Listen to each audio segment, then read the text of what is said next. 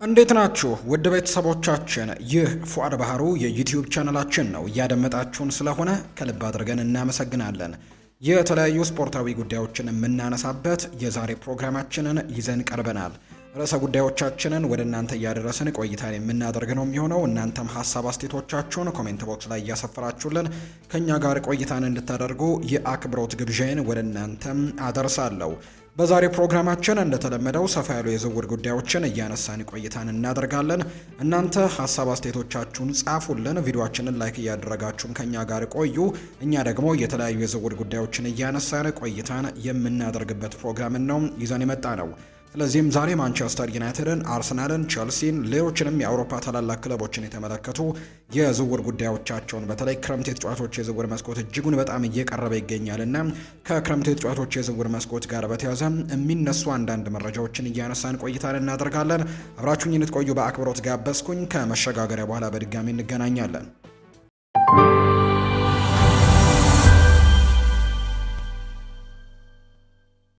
ወደ ቀዳሚው መረጃችን እናምራ።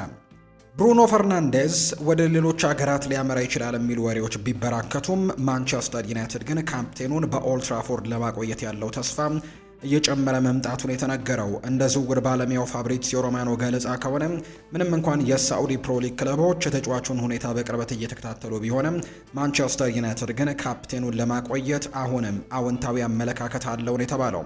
ተጫዋቹ ኮንትራትም ወደ መጨረሻው ምዕራፍ እየተጠጋ በመሆኑ ስለ ወደፊት ቆይታውም የሚደረጉ ውይይቶች የውድድር ዘመኑ ሲያልቅም እንደሚከናወኑ ነው በርካቶች የሚያምኑት። ለብሩኖ ፈርናንዴዝ የረጅም ጊዜም ውሳኔ እንግዲህ ትልቁን ድርሻ የሚይዘው ክለቡ በውስጡ ያለውን ስፖርታዊ ዓላማ ሲሆን በተለይም በቻምፒየንስ ሊግ የመሳተፍ እድሉ ለውሳኔ ዋነኛ ነጥብ እንደሆነ ይታመናል። በብሩኖ ፈርናንዴዝ ላይ ያለው የሳዑዲ ፕሮ ሊግ ፍላጎት አሁንም ቀጥሏል። ከሳዑዲ ፕሮ ሊግ በኩል ያለው ፍላጎት ከአንድ ዓመት በላይ የሚቆየ ሲሆን በሊጉ ምርጥ የአውሮፓ ተሰጥኦችን ለመሳብም ባለው የፋይናንስ አቅም ምክንያት እንደ ብሩኖ ፈርናንዴዝ ያሉ ተጫዋቾችን ኢላማ ማድረጉ የሚጠበቅ ነው።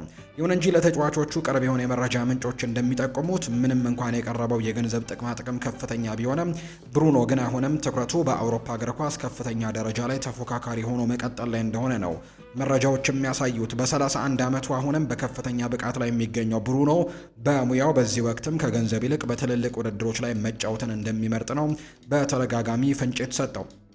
ለፈርናንዴዝ ቆይታ ወሳኙ ነገር ማንቸስተር ዩናይትድ የቻምፒየንስ ሊግ ቦታውን ማረጋገጡ ነው። በትልቁ የአውሮፓ መድረክ መሳተፍ ለማንኛውም ኮከብ ተጫዋችም ቅድሚያ የሚሰጠው ጉዳይ ቢሆንም ብሩኖም በከፍተኛ ጫና ውስጥ በሚደረጉ ጨዋታዎች ላይ መሳተፍን የሚወድ ተጫዋችም እንደሆነ ጭምር ነው የሚታወቀው። የማይክል ካሪክ ቡድን በአሁኑ ወቅት በሊጉ በሶስተኛ ደረጃ ላይ ተቀምጦ የሚገኝ በመሆኑ ለቀጣዩ የውድድር ዘመን የቻምፒየንስ ሊግ ተሳትፎን የማግኘት እድሉ እጅግ ሰፊ ነው ተብሏል። ይህም ደግሞ ክለቡ ከፈርናንዴዝ ጋር በሚያደርገው የውል ድርድር ላይም ጠንካራ አቋም እንዲኖረው ይረዳል ተብሎ ነው የሚታሰበው። ምንም እንኳን ፈርናንዴዝ ቀደም ሲል የእግር ኳስ ሕይወቱ ከማለቁ በፊትም በሌሎች ሊጎች የመጫወት ፍላጎት እንዳለው ቢገለጽም በቅርቡ የሰጣቸው አስተያየቶች ግን ከማንቸስተር ዩናይትድ ጋር ያለው ስሜታዊ ትስስር ጠንካራ መሆኑን ያሳያሉ። በቃለ ምልልሶች ላይም ማንቸስተር ውስጥ ቤቴ እንዳለሁም ሆኖ ይሰማኛል ማለቱ ለክለቡና ለደጋፊዎቹ ያለውን ጥልቅ ፍቅር የሚያሳይ ነው ተብሎ ነው የሚታመነው። ስለዚህ በማንቸስተር የመቆየት እድሉ በጣም ሰፊ ነው ተብሎ ነው የሚታሰበው። ኦስካር ሚንጉዌዛ በውድድር ዘመኑ መጨረሻ ሴልታ ቪጎን ለመልቀቅ የተዘጋጀ ሲሆን ወደ እንግሊዝ ፕሪምየር ሊግ የማምራት እድሉ ሰፊ እንደሆነ እየተነገረ ነው። ቲም ቶክ ባወጣው ዘገባ መሰረት አርሰናል የ26 ዓመቱን የቀይ መስመር ተከላካይ ለማስፈረም ፍላጎት አለው። ክለቡ ሚንጌዛን የስፖርት ጥራትን ሊያሻሽል የሚችል ከፍተኛ ብቃት ያለው ተጫዋች እንደሆነም ያምናል። በሌላ በኩል ተጫዋቹ በወኪሎቹ አማካኝነትም ለሊቨርፑልና ለቶትናም የቀረበ ሲሆን መጨረሻው የት እንደሚሆን የሚታይ ነው የሚሆነው። ይሄ የቀድሞ የባርሴሎና ተጫዋች በሴልታ ቪጎ ቤትም ብቃቱን ያረጋገጠ ሲሆን በፕሪሚየር ሊጉ የመወዳደር አቅም እንዳለው ጥርጥር የለውም።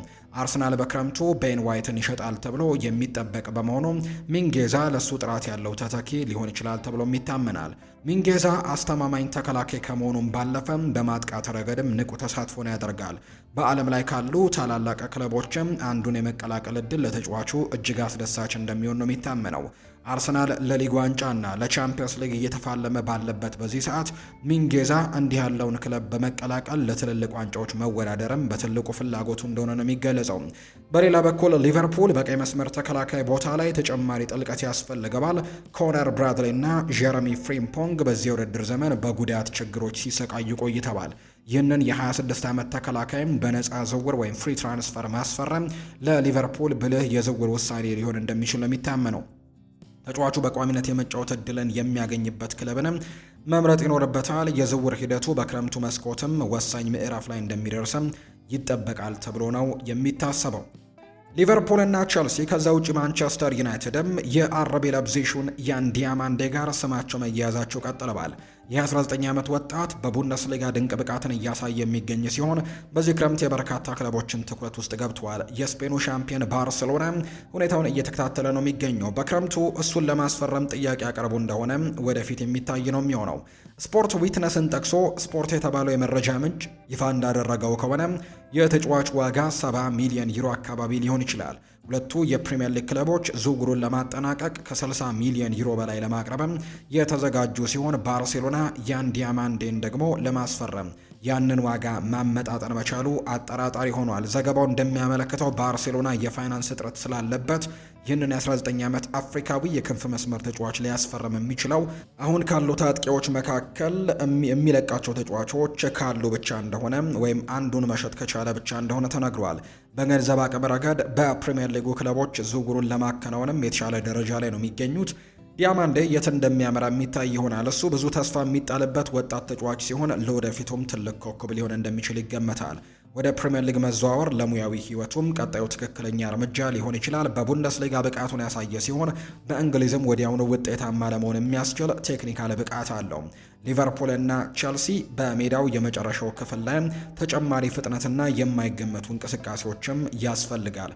የ19 ዓመት ወጣት ደግሞ ለነሱ ተመራጭ ኢንቨስትመንት ሊሆን ይችላል። በዚህ የውድድር ዘመን በ19 ጎሎች ላይ ቀጥተኛ ተሳትፎን ወይም ጎል በማስቆጠርና በማቀበል ያደረገ ሲሆን በስልጠናና በልምድ ደግሞ የበለጠ ብቃቱን የሚያሳድጋል። የ19 ዓመት ወጣት ከዚህ ቀደም ለሊቨርፑል መጫወት እንደሚፈልግ ገልጾ ነበር። ከልጅነቱ ጀምሮ የሊቨርፑል ደጋፊ ሲሆን አባቱም ልጁ ለፕሪሚየር ሊጉ ሻምፒዮን ሲጫወትም የማየት ህልም አላቸው። ይህ ሁኔታ ሊቨርፑሎች እንዲሁ ቀዮቹን ለማስፈረምም በሚደረገው ርብርብ ላይ ብልጫ እንዲኖራቸው እድል ይሰጣቸዋል ተብሎ ነው የሚታሰበው። የሌስተር ሲቲ አጥቂ ጀረሚ ሞንጋ በውድድር ዘመኑ መጨረሻ ክለቡን ለቆ ሊወጣ እንደሚችል እየተነገረ ነው። በርካታ ትልልቅ ክለቦች እድገቱን እየተከታተሉ ሲሆን በክረምቱ የዝውውር መስኮት ላይ ከፍተኛ ፍላጎት እንደሚኖር ይጠበቃል። ቲም ቶክ እንደዘገበው ከሆነ አርሰናልና ማንቸስተር ሲቲ በክረምቱ ወቅትም ለወጣቱ ተጫዋች ይፋዊ ጥያቄዎችን ያቀርባሉ ተብሎ ነው የሚጠበቀው።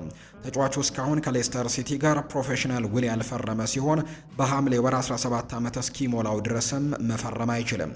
ይህ በእንዲህ እንዳለ ሊቨርፑልና ቶተንሃም ከፍተኛ ግምት ለሚሰጠው ለዚህ አጥቂ ያላቸው ፍላጎትን ገልጸዋል። በሌስተር ሲቲ ዋና ቡድን ውስጥም አስደናቂ ብቃትን ያሳየ ሲሆን ብሩህ ተስፋ ያለው ወጣት ተጫዋች መሆኑን ምንም ጥርጥር የለውም።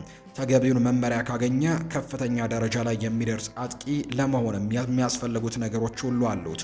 በመሆኑም ትልልቅ ክለቦች እሱን ለማግኘት እንግዲህ መፎካከራቸው የሚያስደንቅ አይደለም። ሌስተር ሲቲ እንደሱ ያለ ጎበዝ ወጣት ተጫዋችን ማጣት ደግሞ አይፈልጉም። የ16 ዓመት ወጣት የክለቡን የወደፊት ትልቅ አካል ሊሆን ስለሚችል ከክለቡ ጋር ፕሮፌሽናል ውል እንዲፈርምም ለማሳመን ተስፋ አድርገዋል። በዋናው ቡድን ውስጥ መደበኛ የመጫወቻ ጊዜን እንደሚያገኝም ቃል በመግባት ተጫዋቹን ማቆየት እንደሚችሉ ያምናሉ። ሞንጋ በአሁኑ ትኩረቱ በእድገቱ ላይ ማድረግ ይኖርበታል። የፕሪሚየር ሊግ ክለብን ተቀላቅሎ ተቀያሪ ወንበር ላይ መቀመጥ ለእድገቱ እንቅፋት ሊሆን ይችላል። በዚህ የእድሜ ክልል ውስጥ መደበኛ የመጫወት እድል ያስፈልገዋል። የፕሪሚየር ሊጉ ክለብን ለመቀላቀል ከወሰነ ስለሚሰጠው የመጫወቻ ጊዜ ዋስትና መፈለግም አለበት። በቡድን ውስጥ ግልጽ የሆነ ሚናና ወደ ቋሚ አስተላለፍ የሚያስገባው ግልጽ መንገድም ሊኖረው ይገባል የሚሉ መረጃዎች እየወጡ ነው። ጀረሚ ሞንጋ ግን ከማንቸስተር ዩናይትድ ጋር በትልቁ ስሙ እየተነሳ ነው የሚገኘው።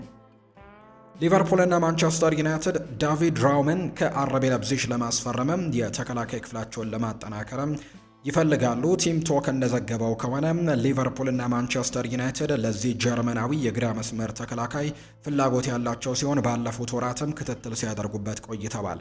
ሁለቱ ክለቦች ተጫዋቹን በአካል ለመመልከት ስካውቶቻቸውን የላኩ ሲሆን በክረምቱ የዝውውር መስኮትም ይፋዊ የዝውውር ጥያቄን ማቅረብ አለማቅረባቸው የሚታይ ነው። የ27 ዓመቱ ተከላካይ አሁን ባለው ውል ላይ ከ12 ወራት ትንሽ የሚበልጥ ጊዜ ብቻ የቀረው በመሆኑ ለሁለቱ ክለቦችም ሳቢ አማራጭ ሊሆን ይችላል። በክረምቱ የዝውውር መስኮት በተመጣጣኝ ዋጋ ሊገኝ እንደሚችልም ይጠበቃል። አንድሪው ሮበርትሰን በክረምቱ ክለቡን እንደሚለቅ ያስታወቀ በመሆኑ ሊቨርፑል እሱን የሚተካ ተጫዋች ያስፈልገዋል። ይህንን ጀርመናዊ ተከላካይ ማስፈረም ተመራጭ ሊሆን ይችላል። በፕሪሚየር ሊጉ ስኬታማ ለመሆን የሚያስፈልገው ብቃትና ልምድ ያለው ሲሆን በሚቀጥለው የውድድር ዘመንም ለቋሚ ተሰላፊነት ከሚሎስ ኬርኬዝ ጋርም ሊፎካከር ይችላል። እንደ ሊቨርፑል ያለ ክለብን የመቀላቀል እድል ለእሱ አስደሳች እንደሚሆን ነው የሚታመነው። በሌላ በኩል ማንቸስተር ዩናይትድ በዓለም ላይ ካሉ ትልልቅ ክለቦች አንደኛው ነው። ዝውውሩን ማጠናቀቅ አለማጠናቀቃቸው የሚታይ ይሆናል። ክለቡ ለሉክ ሾው የረጅም ጊዜ ተተኪ ያስፈልገዋል። ጀርመናዊው በኦልትራፎርድ ስኬታማ ለመሆን የሚያስችል ብቃትና ልምድ ያለው ሲሆን ሁኔታው እንዴት እንደሚቀጥልም የሚታይ ነው የሚሆነው። ሮም ኤሪክ ቴንሃግ በኃላፊነት ላይ በነበሩበት ወቅት ከማንቸስተር ዩናይትድ ጋር ስሙ ተያይዞ ነበር። ሊቨርፑልና ማንቸስተር ዩናይትድ ባለፈው ሳምንት መጨረሻ ተጫዋቹን ለመከታተል ስካውቶቻቸውን የላኩ ሲሆን እሱም የጨዋታው ኮከብ ወይም ማን ኦፍ ደ ማች ሆኖ አጠናቆ ነበር። ራውም በአሁኑ ወቅት በክህሎቱ ጣሪያ ላይ የሚገኝ በመሆኑ አዲስ ፈተና ለመጀመር ትክክለኛ ጊዜ ነው። ወደ ፕሪሚየር ሊግ የሚያደርገው ዝውውር ደግሞ ጊዜውን የጠበቀ ሊሆን ይችላል። ራውም በዚህ የውድድር ዘመን በ11 ግቦች ላይ በቀጥታ ተሳትፎ ማድረጉ ነው የተነገረው። ቸልሲ በውድድር ዘመኑ መጨረሻ የትራብዞን ስፖሩን አማካይ የሆነው ክሪስቲና ኦኦላይንን ለማስፈረም ፍላጎቱን አሳይቷል። ይሄ የ20 ዓመት አይቮሪ ኮስታዊ በቱርክ አስደናቂ ብቃት እያሳየ የሚገኝ ሲሆን ቸልሲም ሁኔታውን በቅርበት እየተከታተለ ነው። ስፖርትስ ቡም የተባለ የመረጃ ምንጭ እንደዘገበው ከሆነ ቸልሲ ተጫዋቹን ለማስፈረም በሚደረገው ሩጫ በአሁኑ ወቅት ቀዳሚነቱን ይዟል። ኦላይ ከማንቸስተር ዩናይትድ ጋርም ስሙ ተያይዟል። ተጫዋቹ በዚህ ውድድር ዘመን በቱርክ ሊግም 6 ግቦች ላይ ቀጥተኛ ተሳትፎን ያደረገ ሲሆን እንደ ተከላካይ ወይም መካከለኛ አማካይም ሆኖ ደግሞ መጫወት ይችላል። በመሃል ሜዳ ላይ የመከላከል ሽፋንን፣ ቁጥጥርንና አካላዊ ጥንካሬንም ይጨምራል። እንዲሁም ለቡድኑ አጋሮቹ ደግሞ የግብ ዕድሎችን መፍጠርም ይችላል። ተጫዋቹ ሙሉ አማካይ ወይም ኮምፕሊት ሚድፊልደር የምንለው አይነት ተብሎ የሚገለጽ ነው። በውድድር ዘመኑ መጨረሻ ወደ 50 ሚሊዮን ዩሮ ሊያስወጣ የሚችል ሲሆን ቶተንሃም ክትትል እያደረገበት ነው። የለንደን ክለቦች ተጫዋቹን በሰፊው እየተከታተሉት ሲሆን እንደ ከፍተኛ ቅድሚያ የሚሰጠው ወይም ሃይ ፕራዮሪቲ ተጫዋች ተደርገው ነው የሚመለከቱት። ለ20 ዓመት ወጣት አማካይም የተጠየቀው ዋጋ በጣም ከፍተኛ ነው። በፕሪሚየር ሊግም ክለቦች ይህንን ዋጋ ለመክፈል ፍቃደኛ መሆናቸው ወደፊት የሚታይ ነው የሚሆነው። በበለጠ ተመጣጣኝ በሆነ ዋጋ ግን ለማስፈረም ተስፋ ያደርጋሉ። ወደ ፕሪሚየር ሊግ የመዘዋወር እድል ለኦላይ በጣም አስደሳች ይሆናል። ቸልሲና ቶተንሃም ትልልቅ ክለቦች በመሆናቸው በቅርብ ጊዜ ውስጥ ለዋንጫ እንዲፋለሙ መድረክ ሊፈጥሩ ይችላሉ። ዝውውሩ የሚሳካ ከሆነ የ20 ዓመቱ ወጣትም ራሱን በከፍተኛ ደረጃ ለማረጋገጥ ይጥራል። ረጅም ጊዜ ውስጥም ደግሞ በተደረገለት ኢንቨስትመንትም ተገቢ መሆኑን ሊያስመሰክር ቢችልም በአሁኑ ወቅት ግን ለአይቮሪ ኮስታዊው 50 ሚሊዮን ዩሮ ለመክፈልም ፍቃደኛ የሚሆን ክለብ መኖሩ አጠራጣሪ ይመስላል። ቸልሲና ቶተንሃም በክረምቱ የዝውውር መስኮት የተሻለና ተመጣጣኝ ዋጋ ይዘው ይቀርቡ እንደሆነ ግን ወደፊት የሚታይ ነው። የማንቸስተር ዩናይትድ አማካይ ማኑኤል ኡጋርቴ ክለቡን ከተቀላቀለ ጀምሮ በርካታ ትችቶች ሰለባ ሆኗል። ይህ የ25 ዓመት ዩራጓዊ ኢንተርናሽናል በፕሪሚየር ሊጉ ከሊድስ ዩናይትድ ጋር በተለይ በነበረው ጨዋታ ላይ በቋሚነት እንዲሰለፍ ተደርጎ የነበረ ቢሆንም በድጋሚ ግን ብቃቱን ማሳየት ሳይችል ቀርቷል። ይሄ ደቡብ አሜሪካዊ ተጫዋች ከፕሪሚየር ሊጉ ጋር በፍጹም መላመድ ያልቻለ ሲሆን ሌላ ተስፋ አስቆራጭ አቋምን ነበር በዛኛው የሊድስ ዩናይትድ ጨዋታ ላይ ያሳየው። ኡጋርቴ ለማንቸስተር ዩናይትድ በመሃል ሜዳ ላይ የሚያስፈልገውን አካላዊ ጥንካሬና የመከላከል ሽፋንን መስጠት ያልቻለ ሲሆን ዩናይትድም የጨዋታውን ፍሰት ለመቆጣጠር ተቸግረው ነበር። ዩናይትድ በሜዳው በሊድስ 2-1 የተሸነፈበት ጨዋታ ነበር። ጋዜጠኛ ሳሙኤል ሉሃረስተም አሳሳቢ የሆነ አሃዛዊ መረጃንም ይፋ አድርጓል። ጋዜጠኛው እንደገለጸው ከሆነ ማንቸስተር ዩናይትድ ኡጋርቴን በቋሚነት በጀመረባቸው ያለፉት 10 ጨዋታዎች ውስጥ ማሸነፍ የቻለው አንድ ጨዋታ ብቻ ነው። ዩናይትድ በመሃል ሜዳው ላይ ተጨማሪ ጥራት እንደሚፈልግ ግልጽ ቢሆንም በክረምቱ የዝውውር መስኮት ኡጋርቴን መተካት ለነሱ ቀዳሚ ተግባር ይሆናል። ወደ ክለቡ ለማምራት የወጣበትን 50 ሚሊዮን ዩሮ ማረጋገጥ አልቻለም። በመሆኑም በክረምቱ ክለቡን ለቆ ቢወጣም ተመራጭ ይሆናል። በማንቸስተር ዩናይትድ ቤት የሚጠበቅበትን ያክል እንዳልሆነና እግር ኳሱንም እየተደሰተበት እንዳልሆነ ግልጽ ነው። ከፍተኛ ትችቶች እየቀረቡበት በመሆኑ ተጫዋቹ አዲስ ጅማሬ ያስፈልገዋል። ማንቸስተር ዩናይትድ በክረምቱ ለተጫዋቹ ተስማሚ የሆነ ክለብን ማግኘት አለማግኘትም የሚታይ ይሆናል። እሱን በመሸጥም ጥራት ያለው ተተኪ ማምጣትም ይኖርባቸዋል። ከኋላ ሆኖ የጨዋታውን ፍሰት የሚቆጣጠርና ኳሶችን በአግባቡ የሚያከፋፍል ተጫዋች ያስፈልጋቸዋል። እንዲሁም በክረምቱ ክለቡን የሚለቀውን ደግሞ ካሴሜሮን መተካትም ይኖርባቸዋል። ይህ በእንዲህ እንዳለ ኡጋርቴ ከኒውካስል ዩናይትድ ጋርም ስሙ መያያዙን የሚያሳዩ መረጃዎች ናቸው እየወጡ የሚገኙት። የስፖርቲንግ ሊዝበኑ ካፕቴን ሞርተን ሆይልማንድ ለ2026 የክረምት የዝውውር መስኮት በሰፊው ክትትል ከሚደረግባቸው የመሃል ሜዳ ተጫዋቾች አንደኛው እንደሆነ ይፋ ተደርጓል። የዴንማርካዊ ኢንተርናሽናል በስፖርቲንግ የመሃል ሜዳ ላይ ክፍል ላይም ጠንካራ ተጽዕኖን መፍጠር የቻለ ሲሆን በመላው አውሮፓም እውቅናን እያገኘ ነው። የ26 ዓመቱ ሆይልማንድ በአሁኑ ወቅት በከፍተኛ ደረጃ ላይ ከሚገኙ የተሟሉ 6 ቁጥር የተከላካይ አማካዮች ተጫዋች መካከል አንደኛው ተደርጎ ነው የሚወሰደው። ይህም በአካላዊ ጥንካሬው የጨዋታን ፍጥነት በመቆጣጠርና ኳስን ደግሞ ከኋላ መስመር ጥቃቶችን በማስጀመር ችሎታው ነው። ተጫዋቹ በዚህ የውድድር ዘመን ለፖርቱጋሉ ክለብ 40 ጨዋታዎችን እንዳደረገም ይነገራል። ለሆይልማንድ የቀረበው ፍላጎትም ከእንግሊዝ በኩል ጠንካራ እንደሆነ ምንጮች ለከቼንድ ኦፍሳይድ ይናገራሉ። ማንቸስተር ዩናይትድ በተለይም እንደ ካሴሜሮ ካሉ አንጋፋ ተጫዋቾች በኋላ ያለውን ክፍተት ለመሙላት እሱን እንደ ተተኪ መርጠውታል። የዩናይትድ የዝውውር ቡድን ሆይልማንድ የመከላከል ጥንካሬና የተረጋጋ የኳስ ስርጭትንም የማቀናጀት ችሎታው በአሁኑ ወቅት ለተከላካዩ አማካይ አስፈላጊ እንደሆነ ያምናሉ። ቶተንሃም ሆትስፐርስ ለዚህ ዴንማርካዊ ጠንካራ ፍላጎት እንዳለው ይፋ ተደርጓል። ስፐርስ ተጫዋቹን በመከላከልና ወደፊትም በመሄድ መከላከል ሚዛንን ለመጠበቅ የሚያስችል የመሃል ሜዳቸውም የጀርባ አጥንት አድርገው ይመለከቱታል። በሌላ በኩል ሊቨርፑል የመሃል ሜዳ ክፍሉን ማጥራቱን በቀጠለበት በዚህ ሰዓት የተጫዋቹን ሁለገብነትና ጽናትንም ያደንቃሉ። ምንም እንኳን የዝውውር ጉዳዮች በገንዘብ የታጀቡ ቢሆንም የሆይልማንድ ቅድሚያ የሚሰጠው ጉዳይ ግን ከደሞዝ በላይ እንደሆነ ሁኔታውን በቅርበት የሚያውቁ ምንጮች ይጠቁማሉ። ወደ ፕሪምየር ሊግ መዘዋወሩ በሳምንት ከ120 ሺህ እስከ 150 ሺህ ፓውንድም የሚደርስ የተሻለ ገቢን እንደሚያስገኝለት ቢነገርም ተጫዋቹ ግን ከፋይናንሻል ማበረታቻ ይልቅ ለውድድር እድሎችና ለረጅም ጊዜ ስኬትም ቅድሚያ እንደሚሰጥ ነው የሚታመነው። ስፖርቲንግ ሊዝበንም ተጫዋቹን አሳድጎ በከፍተኛ ገበያ ዋጋ የመሸጥ ታሪክ ያለው ክለብ ነው። የሆይልማንድ ውልም እስከ 2028 ድረስ የሚቆይ ሲሆን 80 ሚሊዮን ዩሮ የውል ማፍረሻም ተቀምጦበታል። በአሁኑ ወቅት ማንቸስተር ዩናይትድ፣ ሊቨርፑል እሱን ለማስፈረም የሚደረገው ሩጫ ላይ ቀዳሚዎቹ ሲሆኑ ሁለቱም ክለቦች ተመሳሳይ የደሞዝ ጥቅማ ጥቅምና ተስፋ ሰጪ ፕሮጀክትንም ሊያቀርቡለት ይችላሉ። በክረምቱ የሚወሰነው ውሳኔ ለቀጣዮቹ ዓመታትም የእግር ኳስ ሕይወቱን የሚወስን ይሆንለታል ተብሎ እንደሚታሰብ ነው መረጃዎቹ ይፋ ያደረጉት።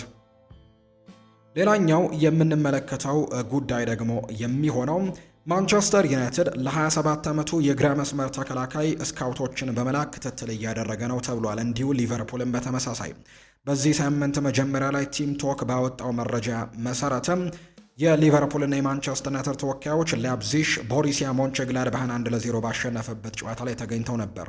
ስካውቶችም የመጀመሪያ ክትትላቸውን እንዲያደርጉ የታዘዙት ከፍተኛ ግምት ለሚሰጠው ተጫዋች ያን ዲያማንድ የነበረ ቢሆንም በጨዋታው ድንቅ ብቃት በማሳየት ትኩረታቸውን የሳበው የ27 ዓመቱ ጀርመናዊ የግራ መስመር ተከላካይ ዳቪድ ራውም ነው የጨዋታው ኮከብ ተብሎ የተመረጠው።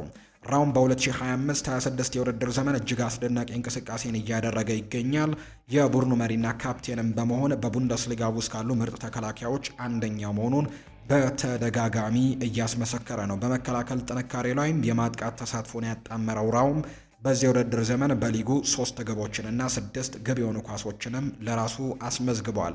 ራውም በአውሮፓ ውስጥ ካሉ ተከላካዮች መካከል የግብ ዕድሎችን በመፍጠርና በረጃጅም ኳሶች ስኬታማነት በከፍተኛ ደረጃ ላይ የሚቀመጥ ሲሆን ለላይፕዚግም ከመስመር ተነስቶ የፈጠራ ማዕከል ሆኖ ያገለግላል። በሀገር ውስጥ ያለው ልምድ፣ የመሪነት ባህሪውና በጀርመን ብሔራዊ ቡድን ውስጥ ያለው ስኬታማ ቆይታ ለማንኛውም ለዋንጫ የሚፎካከር ቡድን ትልቅ ደግሞ ጥንካሬ ይሆናል። ሊቨርፑልና ማንቸስተር ዩናይትድም በተከላካዩ ላይ ለምን ፍላጎት እንዳሳዩ ይፋ እየተደረገ ነው። ለሊቨርፑልም ሆነ ለማንቸስተር ዩናይትድ የራውም ዝውውር መፈለግ የወጣው ከታክቲክ አስፈላጊነት ነው።